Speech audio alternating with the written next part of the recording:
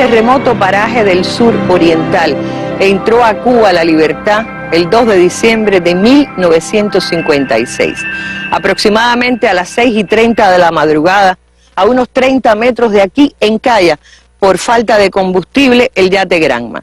Sus 82 expedicionarios se lanzan a tierra y encuentran un pantano. Deben atravesar más de 1 kilómetro de aguas pantanosas y espeso mangle para llegar a tierra firme. Nacía a unos 2 kilómetros de la playa Las Coloradas el ejército rebelde. Venían a cumplir la promesa hecha por Fidel Castro un año antes de que en 1956 serían libres o mártires.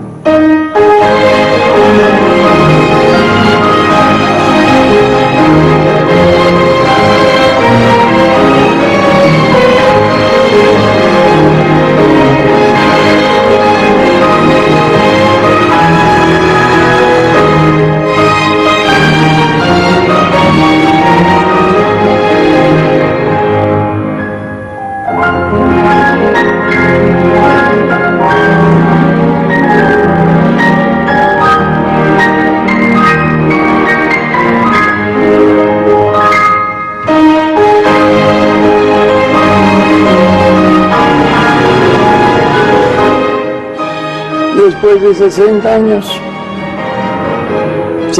años el próximo 25 de noviembre, que tuve que esperar para volver a abordar el yate Granma. Estoy en el yate Granma, no hay otro. Estoy en el yate Granma. Yo soy Antonio del Conde. Fidel en la clandestinidad me puso de sobrenombre El Cuate.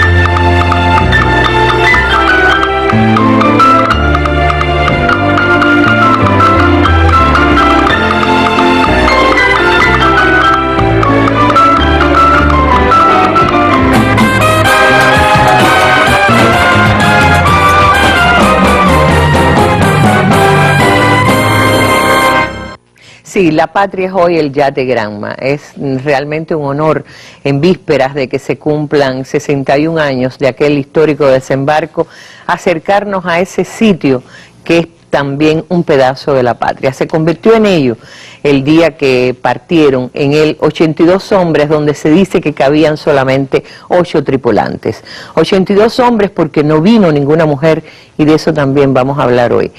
Esto que vieron al principio es parte de un documental, una serie documental que coproduce la Mesa Redonda con el canal árabe Al Mayadin sobre la historia de Cuba, el enigma de Cuba, que nos permitió acercarnos a las playas Las Coloradas y a ese mangle que parecía intransitable todavía hoy, tantos años después. Nos van a acompañar a acercarnos a la historia del yate Granma, El Cuate, Antonio del Conde, el dueño original del yate, a quien entrevistamos hace muy pocos días en la cubierta del yate, como él decía, 61 años después, aunque él dice 60, de que lo hubiera montado por última vez. Y están aquí con nosotros José Andrés Pérez Quintana, es el director del Museo de la Revolución de nuestro país, que atesora en una urna al yate Granma, y es uno de los expertos, de las personas que más conoce sobre su historia, y al fotógrafo Perfecto Romero, Premio Nacional de Periodismo José Martí, y posiblemente el único hombre o el primer hombre que retrató al yate Granma cuando hizo su segunda travesía en la bahía de La Habana, y a bordo de él el comandante en jefe Fidel Castro, que recién había entrado victorioso a La Habana. Pero yo quiero que comencemos con esta entrevista exclusiva que nos concediera el Cuate, como les decía, hace solo días aquí en La Habana, en la proa del yate Granma. Cómo nos hizo la historia, le preguntamos si puede contarnos un poquito. Mira que la ha hecho veces esta historia, pero siempre la cuenta, siendo la misma, la cuenta de manera diferente. Aquí tienen el testimonio del Cuate.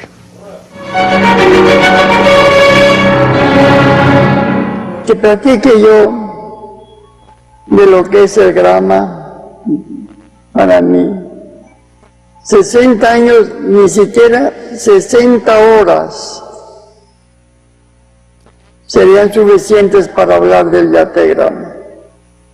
Pero resumiendo, un día visitando Tuxpan, probando unas armas, vio el yate Fidel, y después de un año de estar colaborando con él, ya me conocía y ya era yo parte del grupo de expedicionarios.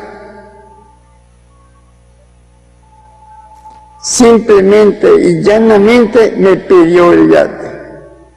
Me dijo, si usted me arregla ese yate, en ese yate no voy a Cuba. Debo declarar que yo compré el yate fondeado en los bajos de Tuxpan, inundado, lleno de basura, prácticamente inservible porque hasta la quilla tuve que mandar cambiar. Una quilla de una sola pieza, 60 pies, 61 pies. Ya saben que tiene que ser de una sola pieza la quilla. Estaba yo precisamente revisando que la quilla fuera de una sola pieza y Fidel me pregunta, ¿y ese barco? Le dije, señor, es un barco que compré en abonos, que lo estoy arreglando, está inservible, hasta la quilla tuve que mandar cambiar, pero lo pienso arreglar poco a poco. Y sin más ni más me dices, como ya dije, si usted me arregla ese barco, en ese barco me voy a Cuba. Me incorporo y le digo, señor, el barco no sirve, está inservible. No tiene motores, está todo inundado, no sirve, está todo, tiene vías, hay que calafatearlo, no sirve. Y me repitió más despacio, si usted me arregla ese barco, en ese barco me voy a Cuba. Con 2 veces que me dijo, fue suficiente, acaté la orden. No volví a hablar, nos subimos al coche, nos regresamos a México, se bajó Fidel, Chuchu iba con nosotros, él manejó parte del camino y me regresé inmediatamente a Tuxpan y con el pretexto de que se avecinaba la zona de mal tiempo del norte de temporal, junté una cuadrilla de carpinteros, calafateros, limpiadores y empecé a trabajar en grupo con urgencia para sacar el barco antes de que empezaran los ciclones. Empecé a arreglar el barco de quilla a proa y a popa. Todo se arregló. Se cambiaron, como ya dije, vías, tablas, se calafateó entre tabla y tabla, se encaja coco, fibra de coco, se pintó, saqué los motores, los llevé a México, a la planta de la General Motors, se hizo una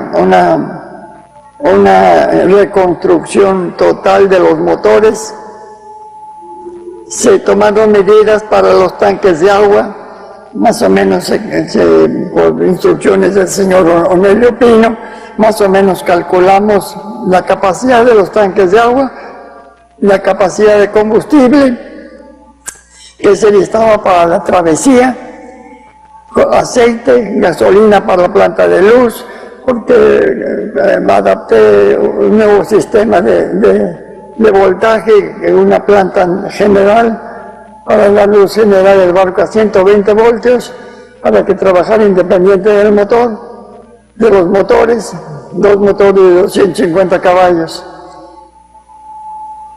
En fin, sobre todo se sacó mucho lastre y mucha basura, hasta ropa vieja y cantidad de cosas se desecharon. Trabajamos incansablemente hasta que logré que el barco estuviera listo y con la ayuda del mecánico lo saqué al agua. Lo boté, como se dice en términos marinos. Saqué el barco, lo eché a andar con la ayuda del mecánico, trabajó perfectamente. Yo tenía alguna experiencia para maniobrar lanchas grandes, tenía yo varias lanchas. Maniobré el barco, respondió perfectamente bien, lo atraqué en el lugar donde se hace combustible, donde se carga combustible. Al llegar ahí, no llevaba yo marinero, nada más era el mecánico y yo, se bajó el mecánico y me dijeron que ese barco de este calado, 50 toneladas, tenía que tener a bordo un marino.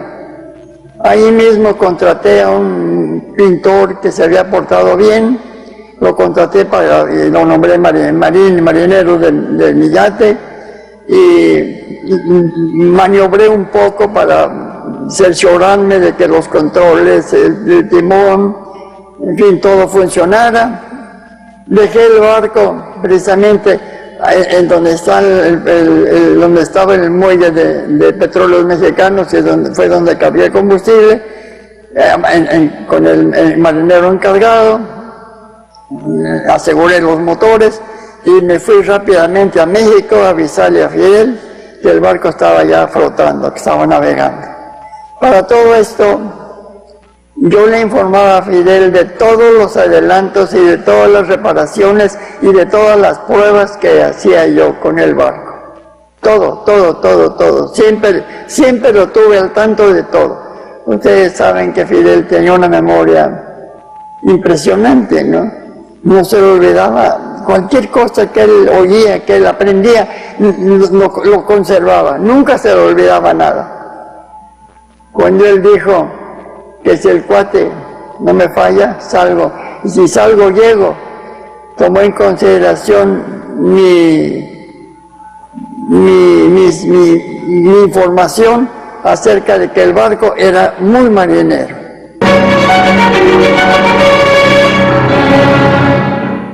Muy marinero este barco, pero realmente se les pusieron exigencias fuertes porque se dice que era un barco para 8 tripulantes y montaron 82 hombres. Yo quiero llamar la atención antes de darle la palabra a José que se ve al cuate con unos zapatos de tela verde, que eso es para preservar el cuidado, evitar los hongos por la restauración que se le hizo al Granma. Este es el yate original, recién restaurado hace muy poco tiempo, y además el hecho de que subió con 91 años las escalerillas verticales del Granma, que fue impresionante, demoró, dice que no había vuelto a subirlo desde que lo despidió en Tuxpan. Pero vamos a hacer un poquito la historia antes, José. El Granma creo que estuvo fondeado en La Habana antes de que fuera el Granma, ¿no? Sí. Antes de que fuera el yate de... Buenas noches, Arlene, buenas noches a los televidentes. Sí, efectivamente, hay un apunte curioso. El Granma está en La Habana en mayo del 50 y en febrero del 51, antes de ser adquirido por los revolucionarios, por el cuate. Sí, luego venir con realmente el cuate lo adquiere como un yate de recreo, lo tenía una pareja anteriormente, nos había contado él, y él lo adquiere allí pero hay primero, y él lo va a contar un poquito más adelante, lo va a explicar, se había querido comprar otra embarcación para que vinieran los expedicionarios y no fue posible importarla hacia México, y por eso Fidel le pide, aquí está una foto original de la época, ¿no? Aquí está del yate Granma. Cuéntenos, Pepe. Bueno, sí, efectivamente, hay varios intentos de maneras de llegar a Cuba. Y hay un intento anterior que preveía comprar otra embarcación.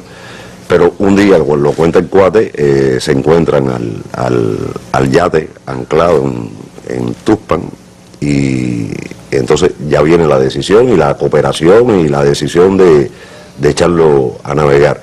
El cuate es en eso un elemento decisivo, sin lugar a dudas. Fundamental. Ahora, ellos vienen en el yate queda varado en Las Coloradas. ¿Y qué pasa con el yate Granma después de eso? Bueno, la travesía del Granma es la travesía del siglo, y la llegada fue también bastante difícil como es conocido.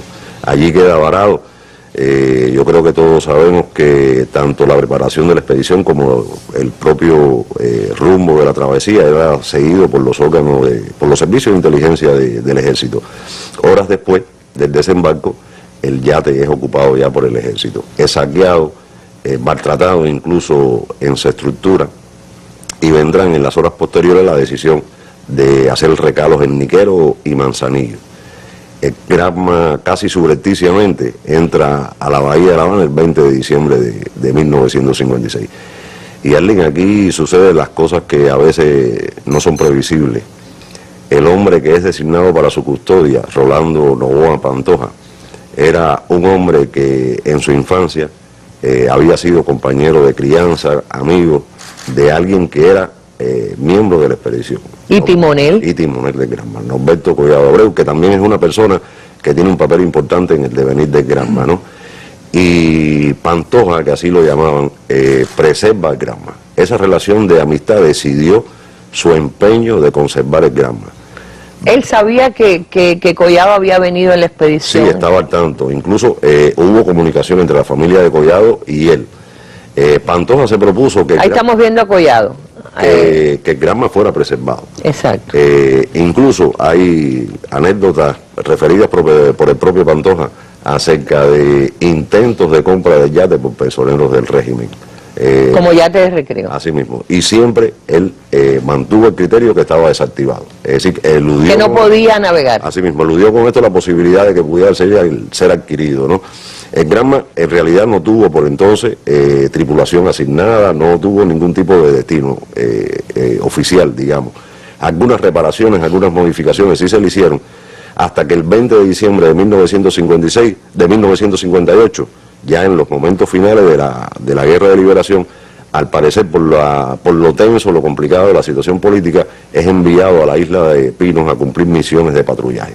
Allí lo sorprende el triunfo de la revolución. Triunfa la revolución. Yo debo apuntarle a los televidentes que Collado estaba detenido, estaba preso, encarcelado en el presidio Modelo de la isla, y ya liberado, había ocurrido el triunfo histórico de enero del 59, se presenta ante Camilo, y es Camilo quien le ordena que localice el Granma. Collado desde entonces se dedica con todo empeño al cuidado y al sostenimiento del Granma, y lo localiza. Es decir, Norberto Collado es puesto por Camilo a cuidar el yate Granma, con el hombre que había sido su timonel, a cuidar el yate Granma hasta en los primeros días mismos, incluso antes de que Fidel entre a La Habana. Así mismo, son los días que siguen, las horas que siguen el triunfo de la revolución, y Collado se presenta a Camilo, como te decía. De inmediato cumple la orden, y el 8 de enero de 1959, cuando la caravana de la Victoria arriba a La Habana, está el Granma en el varadero frente al Estado Mayor de la Marina. Allí está Collado, hay un grupo de marineros, Esta foto que estamos viendo. Así mismo es. Esta es de la foto tomada por Perfecto. No, esta no. Pero sí corresponde al yate original y al momento en que se monta Fidel. Bueno, después vamos a hablar con Perfecto sobre eso. Bueno, ahí hace la caravana de la Victoria una de las paradas en la capital. Y Fidel sube al Granma. Yo creo que es un momento importante, es un momento que se convierte en símbolo, ¿no? A mí me gustaría, y no quiero improvisar, quiero leer las frases o las palabras que Fidel, parte de las palabras que Fidel dirigió a quienes lo rodeaban. Decía Fidel el 8 de enero: con el desembarco del Granma comenzó, para suerte de Cuba, la insurrección que acaba de obtener la victoria y abrir el camino de la revolución. Era el Granma la proa del triunfo de la revolución, sin lugar a dudas.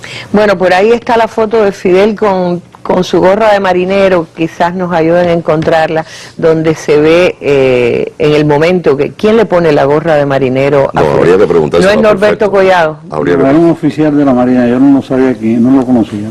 Porque es interesante también que, según usted me ha contado, Novoa, aquí está Fidel con su gorra de marinero, quizás fue Novoa, porque usted me ha dicho otras veces que Novoa ingresa a la Marina de Guerra Revolucionaria, habiendo sido miembro de la Marina del Ejército de Batista. Sí, Novoa tenía el grado de sargento de tercera en la antigua Marina, y la revolución lo incorpora, y Novoa se añade, se une al proceso.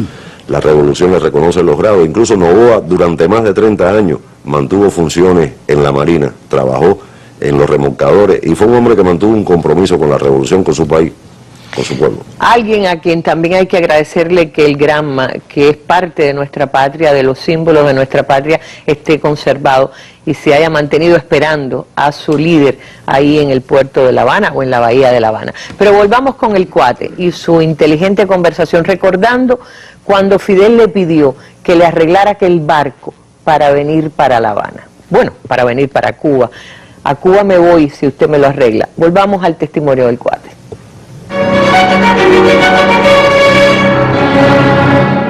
Esto sucedió a mediados de 1956. Para esto, déjenme informarles que ya habíamos intentado comprar un barco en Estados Unidos, una lancha torpedera.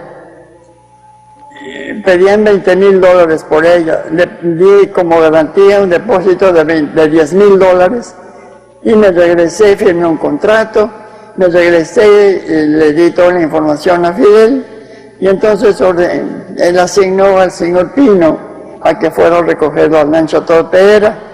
No sé qué pasó, que los americanos no dejaron que la importáramos, no la exportaron y se quedaron con los $10,000, se quedaron con dinero.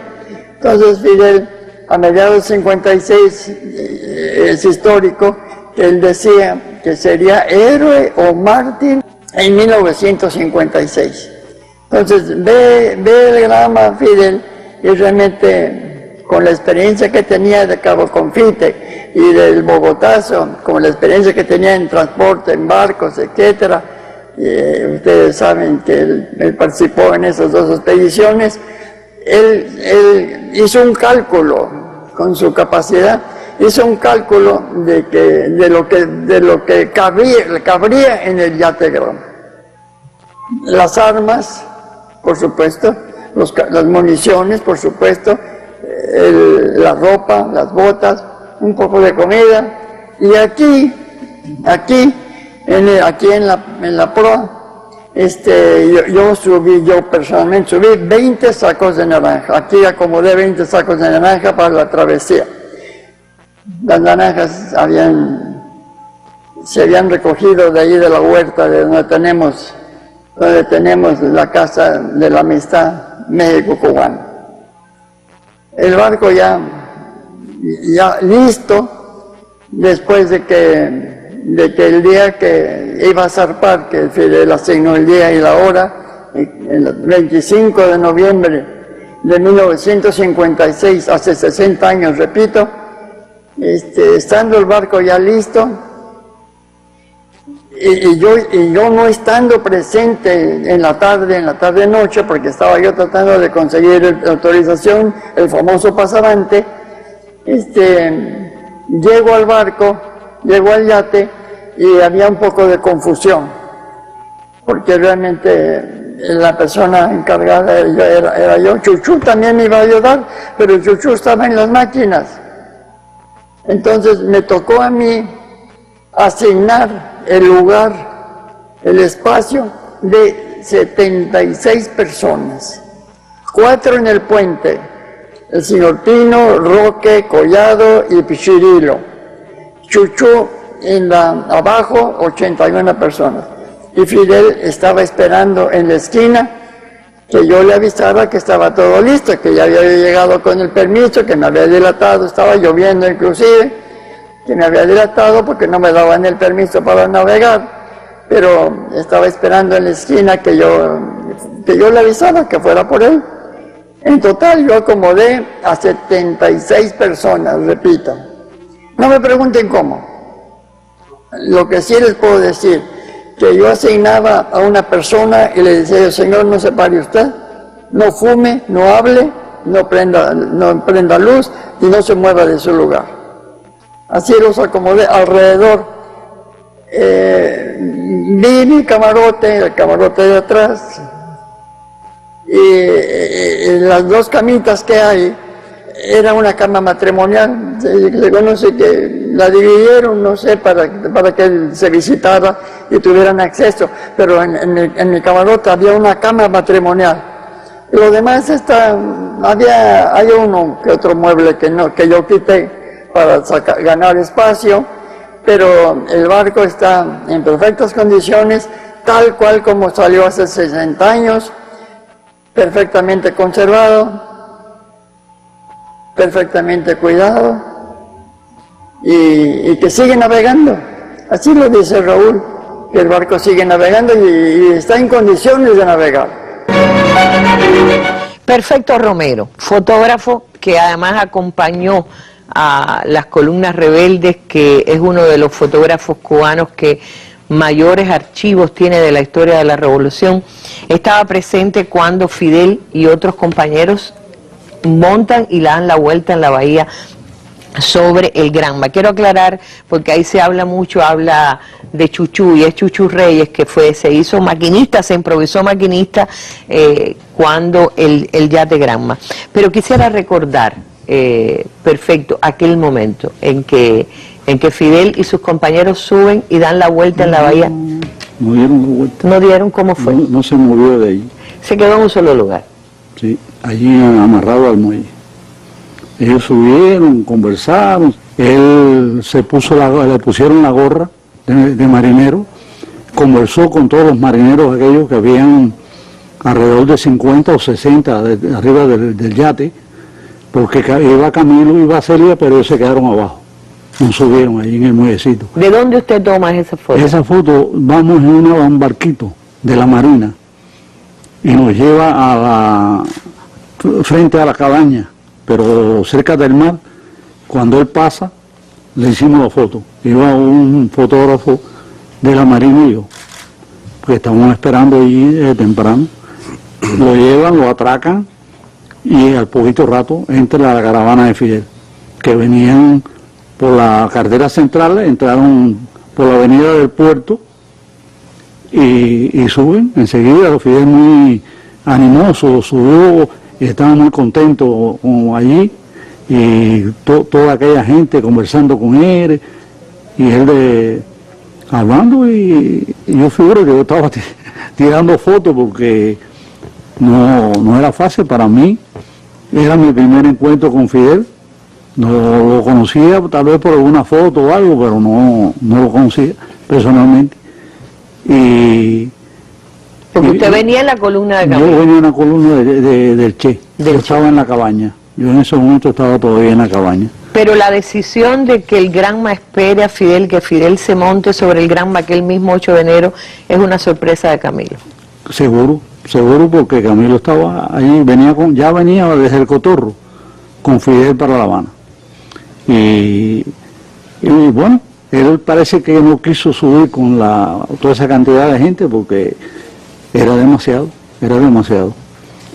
Pero fue muy bonito aquello, porque reencontrarse con el Granma en aquel momento, para él fue una cosa tremenda, que lo disfrutó mucho. Tú sabes que la Marina tuvo una posición bastante buena, a pesar que algunos marineros después desertaron, pero bueno, la mayoría se mantuvo. Bueno, la Marina, sí. Incluso una parte de la Marina se revela el 5 de septiembre del 57. Y fueron muchos, estaban presos en la cabaña, muchos de ellos, allá en el Repino. Y tuvieron, bueno. ¿Usted volvería a retratar el Granma después, muchos años después? ¿Lo volvió a retratar? Lo retraté en el río Mendares, porque lo tuvieron exhibiendo allí un tiempo, no sé cuántos meses. Que la población incluso... Que estaba el papá de Almeida al frente del Granma, cuidándolo, atendiendo. El padre de Almeida. De Almeida. Ahí fue donde yo lo conocí. Y le tiré fotos allí, pero fue ya tal vez en los años 60 y pico, por ahí 65 o más. Permaneció varios años. Permaneció un tiempo allí, no mucho tiempo, pero unos cuantos meses. Bueno, le agradezco muchísimo, y es la invitación a Perfecto Romero sobre todo es para presentárselos, porque tenemos que hacer una historia de vida con este hombre, que es uno de los fotógrafos históricos que queda vivo para hacernos también y traernos. Todavía tiene negativos que dice ya no hay cuartos oscuros en Cuba, como creo que queda el suyo y otro más, ¿no? Sí. Quedan 2 cuartos oscuros. El de Pante. ¿El de quién? Del periódico Palante. El Yo lo he conservado. El de Palante, que también es obra suya. Bueno, pues ahí están conservados esos cuartos oscuros para poder salvar archivos que él tiene en filmes, en lo que son negativos, que ya prácticamente nadie imprime en esa modalidad. Gracias, perfecto, volveremos con usted, pero ahora yo quiero que volvamos con el Cuate. ¿Y por qué el Cuate no vino como expedicionario si él mismo contaba que estaba concebido entre los expedicionarios del Granma?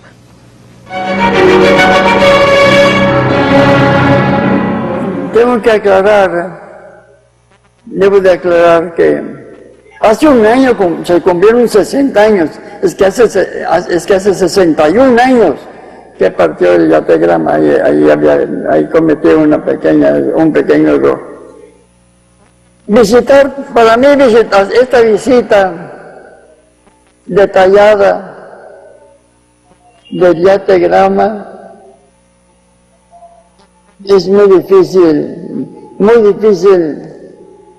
transmitir lo que siento por el yate. Realmente, el comandante Fidel Castro en varias ocasiones dijo que quería mucho al yate. Vivió 8 días y dependió del yate su vida. El yate no podía fallar. Él sabía que no fallaba, él tenía la confianza. Yo estaba seguro que el yate no fallaba. Como dije, lo probé y lo volví a probar. Y le tenía yo mucha confianza, mucho cariño. Prácticamente yo lo reparé. Yo no hice nada. Pero yo dirigí los pintores, dejé los carpinteros, dejé los calafateadores, ayudé a los motores. Yo no hice nada realmente con las manos. Pero sí, yo siento que yo lo reparé. Yo siento que yo hice navegar el yate Granma. Imagínense para mí lo que es el yate Granma que yo hice. No es cierto, no lo hice, no hice nada, ya lo repito, pero tengo derecho a sentir que yo hice todo. Me faltan palabras, se me van las palabras. Fidel me dijo que saliendo el yate yo me escondiera, que nadie me conociera, que siguiera yo el yate por tierra, porque un embrague está fallando, y que si fallaba el otro embrague tendría que abandonar el barco, que lo siguiera yo más o menos por tierra.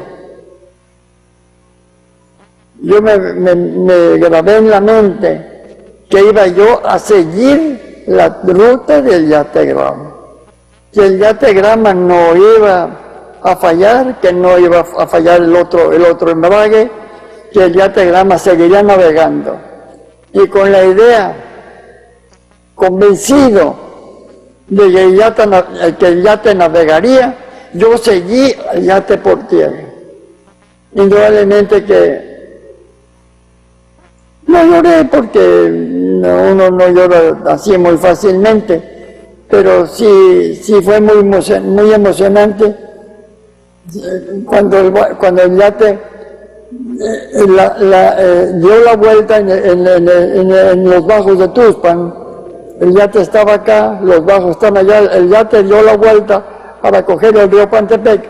Cuando lo dejé de ver, que se iba por acá, estaba, por cierto, me recuerdo que cuando subió Fidel al barco por un tablón, yo me metí al agua para sentir que el yate se navegaba solito, así como que lo quise empujar. Me salí del agua y esperé que el yate diera la vuelta. Cuando vi que el yate ya no lo vi, cuando me di cuenta que el yate ya no lo vi, sí sentí feo. Sí sentí feo. Como quiera, había yo vivido en el yate varios meses, prácticamente, ¿no? Arreglándolo, probándolo, lo que fuera. Pero sí sentí feo. Sí, el yate era mío. Y yo lo arreglé con ese con esa intención, con ese fin de irme en él. Fidel siempre dijo que yo me iría, que yo, en el barco, que yo era otro expedicionario.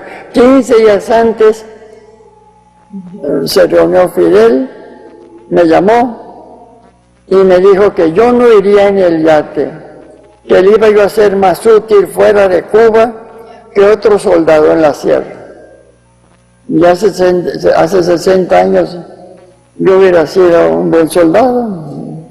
Me imaginen 60 años menos y experto en armas, pues si hubiera sido, sí, pero pensándolo, recapacitando, yo no estaba preparado políticamente, estaría preparado físicamente, indiscutiblemente, estaría en condiciones físicas, imagínense, dedicado al deporte, dedicado al uso de armas. Y sí, hubiera yo servido, pero políticamente no estaba yo preparado. Y todos los compañeros expedicionarios habían tenido una educación férrea, impuesta por Fidel. Fidel, cuando se trataba una meta, lo hacía convencido, y lo convence, a las piedras las convence Fidel, las convencía Fidel. Estábamos convencidos de la ideología, de las metas de Fidel. Yo hubiera venido en el yate, pero Fidel me ordenó que iba yo a ser más útil fuera de Cuba, yo sola en la sierra. Sí me afectó, pero me tenía que superar. Tenía que seguir al barco, al yate por tierra, hasta Isla Mujeres, y esperar que Fran País empezara la guerra en Santiago de Cuba, que esa sería la indicación que el yate ya había llegado.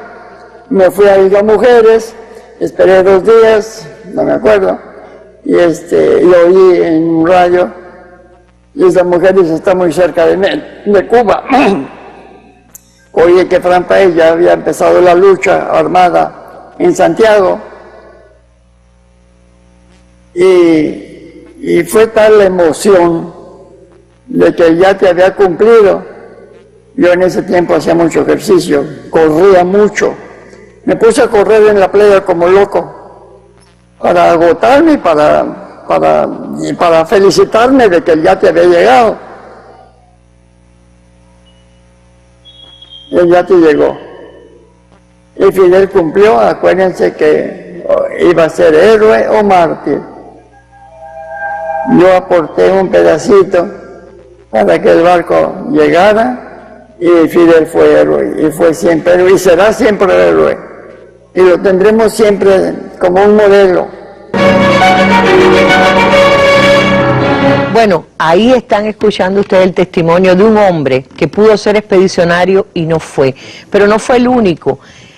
¿Por qué muchas personas se han preguntado en el Granma no vinieron mujeres? Si incluso en el asalto al Moncada las hubo. El testimonio de Melba Hernández, junto con el de Fidel a Santiago Álvarez para el documental trascendental que es La Guerra Necesaria, es lo que les ofrecemos ver a continuación. Está presentado el testimonio de Melba por Faustino Pérez y René Rodríguez, quienes dan también su testimonio en este documental y nos recuerdan algunos detalles importantísimos de por qué no vinieron mujeres y de algunos que no pudieron subirse al Granma.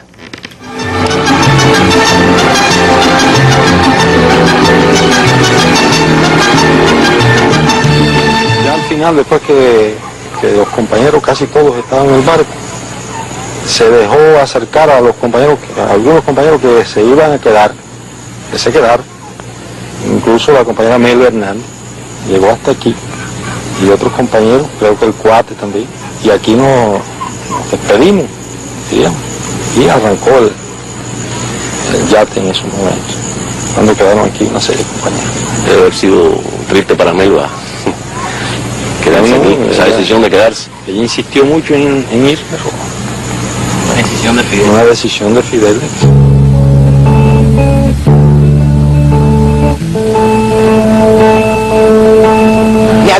preparado, me había entrenado, tenía todo mi equipo para la expedición. Se me había convencido de que el barco no tenía condiciones para traer a una mujer. Cuando lo vi, me fue muy fácil entender que era imposible que viniera. Y además, reitero, no entendía que pudieran venir tantos muchachos en el Granma. Al contestarnos Fidel, aceptamos, sin dudar, que venían cerca de 90 jóvenes en el barco. Sin embargo, Fidel nos habló con mucho optimismo. Nos dijo, no importa que seamos 90, no importa las dificultades que tiene el yate. Tú sabes que tenemos problemas con los motores, tú sabes que tenemos grandes problemas, pero el yate llega. El Granma llega a las costas de Cuba.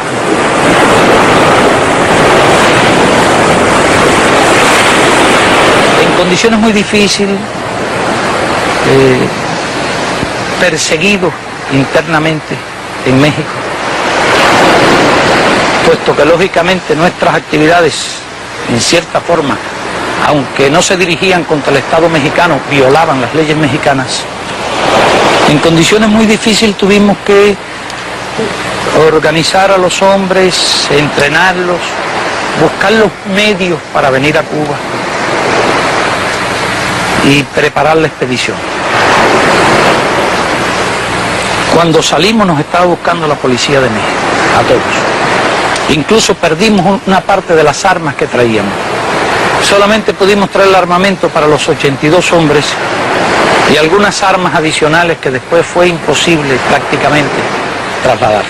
Nosotros habíamos hecho una discutible promesa de que en 1956 seríamos libres o mártires.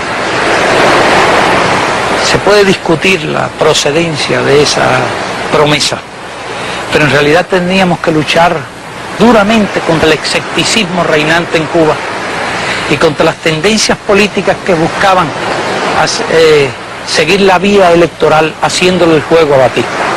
Por eso tuvimos que hacer aquella dramática promesa y estuvimos siempre decididos a cumplirla.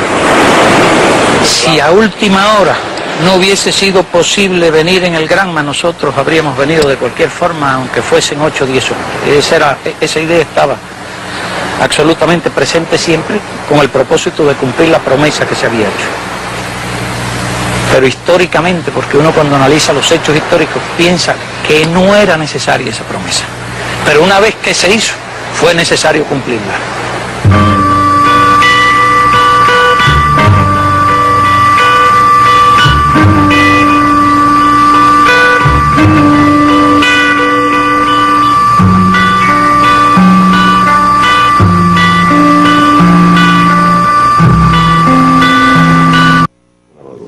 Nunca agradeceremos bastante ese documental La Guerra Necesaria de Santiago Álvarez, que es quien conversa con Fidel a los pies del monumento en Playita, donde Fidel hace esta revelación. Ahora, quiero que me cuente, José, vimos saliendo al yate de un hangar. ¿Dónde es eso? Sale de ahí directo para la urna donde se conserva hoy. ¿Cuál es el periplo que sigue el Granma después de aquel 8 de enero? Bueno, primero, esa es la antigua base de reparaciones generales de la Marina de Guerra. Hoy, Empresa Militar Industrial Granma. ¿Dónde está? Ahí en Casablanca. Ahora, ¿qué sucede, Arlín, luego del 8 de enero, de aquel histórico día? Al día siguiente, el Granma regresa a Casablanca y está allí en el varadero. Sucederán periodos entonces donde está en el varadero o está en exposición pública. El yate, como decía Perfecto en algún momento, estuvo en varias ocasiones en el Armendáriz y se permitía el recorrido por el yate, la visita de la población. Fue el Granma también participante en varias maniobras de la Marina de Guerra. Es que el yate era un poco el buque insignia de la Marina, ¿no? Hasta que llegamos al 73. En 1973 ya hay una decisión de la dirección del país de convertirlo en un bien patrimonial. Se aprueban para 1975 los proyectos del Memorial Granma, pero previo a eso, el día 2 de enero de 1974, el Granma va a realizar su última travesía. Una travesía que fue un símbolo. Recorrió desde las Armendáriz todo el litoral hasta llegar a Casablanca. Y navegaron con él Fidel, Raúl, los expedicionarios que en ese momento sobrevivían y los miembros del buró político. Ahí estamos viendo la construcción de la urna. Esos son los momentos en que se construye el memorial. El memorial. Sí. Es un diseño renovador, sin lugar a duda, en su momento una importante obra. A la vez que salía el barco, estaba terminándose esta obra. Bueno, ahí viene ya. Ya el 14 de noviembre están concluidas las tareas de reparación del Granma y está preparado el memorial para recibirlo. Sale el Granma desde Casablanca, es izado por una grúa y colocado en la propia base de esa grúa y atraviesa la Rada Habanera hasta llegar al sitio donde Fidel lo visitó el 8 de enero. Allí es depositado sobre una enorme rastra y hace el recorrido desde el muelle frente a la Marina de Guerra hasta el Memorial Granma. El 14 de noviembre es introducido allí y el 1 de diciembre de 1976, coincidiendo con la víspera del desembarco de Granma en su 20 aniversario, se produce el acto de inauguración del memorial, un acto en el que están Fidel, Raúl y los principales dirigentes del país, una representación popular. Que habló el comandante de la Revolución, Ramiro Valdés. El comandante Ramiro fue quien... Ahí está entrando a la urna. Uno se pregunta, había que ser maestro para... ¿Quiénes condujeron el Granma para entrarlo ahí? Bueno, yo creo que es momento de rendir homenaje a personas que son a veces anónimas. Fueron dos expertos choferes, Zenén Ribalta y Marcelino Zamora, quienes en una diestra maniobra, tú lo decías bien, introducen de una vez el Granma dentro de la urna. Ahora, me parece importante redondear un poco la idea acerca del devenir del Granma en los años posteriores. El Granma creo que redondeó un poco su carácter de símbolo cuando el 19 de abril de 1989 el comandante en jefe enciende la pira, la llama del monumento a los héroes eternos de la Patria Nueva. Creo que allí se cerraba un poco el círculo de homenaje a todos los que hicieron posible la revolución, que tenían en el Granma su representación, digamos, de origen. Y es que, Arlene, por lo menos a mí se me ocurre pensar lo siguiente: el Granma es los niños que lo visitan, el Granma es los 6 millones, más de 6 millones de personas que lo han apreciado allí en su memorial. El Granma es la visita de personalidades de las más diferentes latitudes que ha recibido. El Granma es Raúl, el Granma es Fidel, que lo visitó en más de 15 ocasiones. El Granma es la patria. Estoy absolutamente de acuerdo y por eso este programa es justamente así. Quiero hacerle una sola pregunta. Hay fotos por ahí de los pioneros, es decir, del yate Granma pasando por la Plaza de la Revolución en un mar de pañoletas azules. Y muchos recordamos ese momento o lo vivimos en la propia plaza. ¿Ese es el yate o es una réplica? Es una réplica. Es un símbolo. ¿Hay varias réplicas del yate? Sí. Hay una réplica en el Palacio de Pioneros, en el Parque Lenin, hay una réplica también en Las Coloradas. En México, en determinado momento en Tuxpan, existió una réplica. Existió una réplica. Gracias, Pepe, por estos recuerdos hermosos. Y yo no quería irme de esta memoria de lo que fue el 2 de diciembre, que mañana se están cumpliendo 61 años, sin traer el testimonio, otro testimonio recogido por Santiago Álvarez de Efigenio Mejeira. Efigenio Mejeira, cuando por encima del manglar encuentra al Che tirado con todas sus fuerzas físicas agotadas y él también. Vamos a escuchar este testimonio para después acercarnos al final de nuestra mesa de hoy.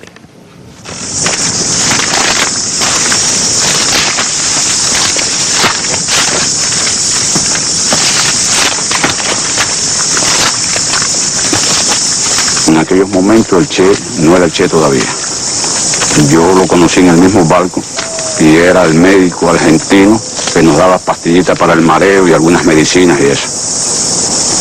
Entonces yo venía avanzando, ya yo habría caminado cerca de 1 kilómetro y ya estaba llegando hacía rato ya que había perdido mi fuerza física, pero estaba llegando también ya a la mitad de las fuerzas morales, si es que tienen alguna distancia. El problema es que yo vi al médico argentino, lo vi tirado en el suelo en muy malas condiciones, como si estuviera ahogándose, en una condición. Yo no sabía tampoco que era asmático cuando eso. Es decir, en aquel momento no teníamos para valorarlo, ni lo estábamos valorando, por el tremendo guerrillero que fue después, el tremendo luchador y el tremendo revolucionario y el compañero asmático que se anteponía a sus defectos físicos.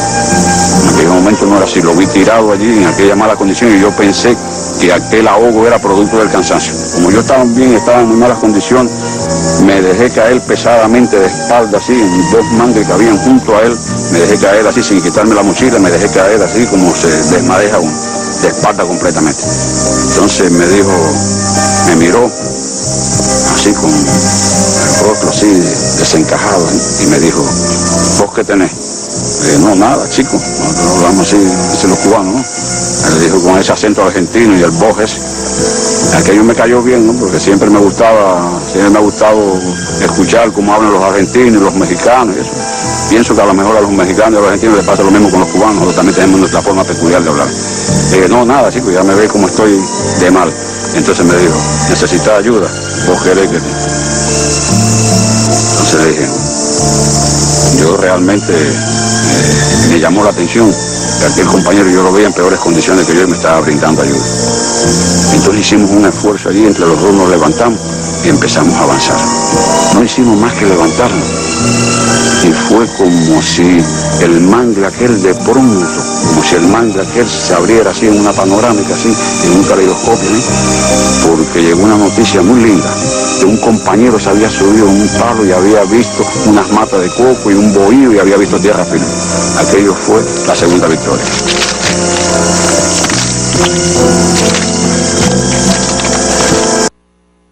La segunda victoria, hay que ir allí a los mangles de las Coloradas para entender lo que significó salir en medio del pantano y llegar a tierra firme, y eso que decía Efigenio Mejeira, recordando que aquello fue como la segunda victoria. No queda tiempo para más, pero queda tiempo para algo de lo mejor que tenemos reservado hoy en La Patria Es. Agradezco al director del Museo de la Revolución y a nuestro Premio Nacional de Periodismo, José Martí, que me hayan acompañado a este acercamiento, y nos despedimos con dos testimonios importantísimos también. El de Juan Almeida. Estos testimonios están en La Guerra Necesaria, un documental que es más que imprescindible para la historia de Cuba. Juan Almeida y Raúl Castro recuerdan sus emociones como expedicionarios del Granma, y luego nos acercaremos al final del testimonio que nos brindó el cuate Antonio del Conde hace unos días nada más aquí en La Habana, el significado que tiene para él el 25 de noviembre, la salida del Granma, que tiene el propio yate, y el recuerdo de aquel hombre que le cambió la vida. Así nos estamos despidiendo, invitándolos a próximos encuentros en nuestra mesa redonda y saludando al acontecimiento que puso en la historia al ejército rebelde y definitivamente a la Revolución Cubana. Muy buenas tardes. Bueno, Santiago, yo era un revolucionario que estaba comprometido con mi movimiento. Habíamos salido de Isla de Pinos, continuaban las mismas situaciones por las cuales nosotros habíamos atacado en Moncada y habíamos pasado 22 meses en Isla de Pinos en presidio. Ya había salido Fidel para México y otro grupo de compañeros, Raúl y yo, y decidí unirme con mis compañeros. Arranqué en el vapor, hablé con Yeye, le dije que me facilitara la manera de obtener el pasaporte. Ya trabajaba en un bufete de José Manuel Gutiérrez. Me pidieron mi pasaporte, hice algunas incursiones para conseguir la plata para poder ir. Hablé con el viejo mío, el primero que me prestó dinero fue él, fuera, otros compañeros, y reunimos unos cuantos dólares. Recuerdo que mi pelotón fue el último en descender. El primer expedicionario en tirarse al agua fue René Rodríguez, que como era muy delgado, el agua le daba pecho y le decía a Fidel, ya de pie se puede caminar bien. Cuando se tiró Fidel, mucho más corpulento que él, Fidel se hundió en el lodo. El único bote que teníamos se bajó para poder ayudar a llevar los pocos metros que nos separaron de la costa, los pertrechos, el personal se hundió. Y mi pelotón fue el último en bajar. Y de todos los expedicionarios, el Che y yo los últimos en abandonar el Granma, que por cierto, cuando nos bajamos por la proa, Che y yo comentábamos que en definitiva cómo se llamaba este barco y no le habíamos el nombre y él dijo seguramente en la popa lo tiene. Entonces yo fui caminando hasta la popa del barco para ver y vi, y así le comuniqué el que se llama el Gran.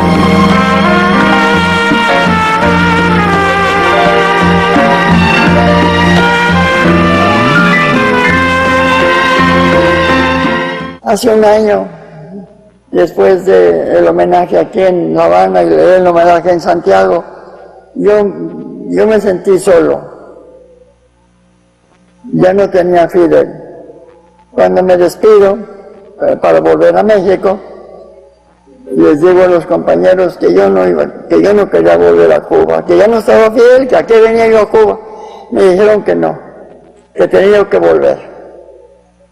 Y bueno, yo no les dije ni que sí ni que no, pero yo no quería volver. Pero ahora viene por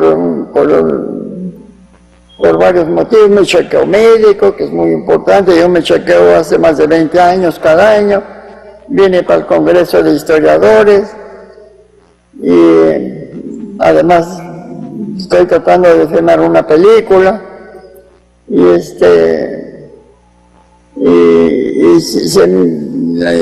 Hablando del yate de los 60 años, hace un año, pues que iba a haber esta entrevista. Pues entonces, no sé cómo, pero es tan grande